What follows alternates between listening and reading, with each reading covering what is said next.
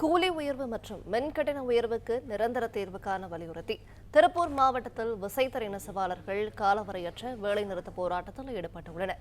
மேலும் விவரங்களை செந்தில் வழங்கிட கேட்கலாம். செந்தில் வணக்கம், இது குறித்தான மேலும் விவரங்கள் பகிரலாம்.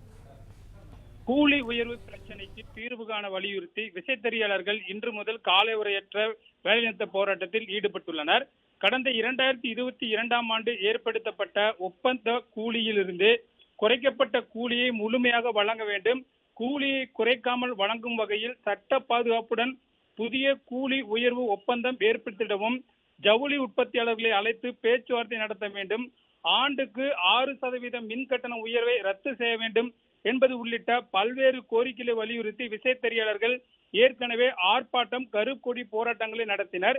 இருப்பினும் அரசு தரப்பில் எந்த நடவடிக்கையும் எடுக்காததால் திருப்பூர், கோவை மாவட்டங்களைச் சேர்ந்த கூலிக்கு நெசவு செய்யும் விசைத்தறி உரிமையாளர்கள் இன்று முதல் காலை வரையற்ற வேலைநிறுத்த போராட்டத்தை மேற்கொண்டுள்ளனர்.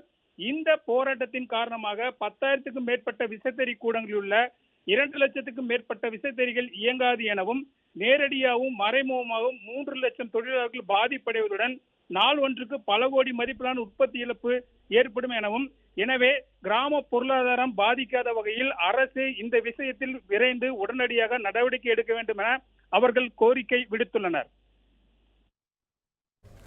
விவரங்களை வழங்கியமைக்கு நன்றி செந்தில்.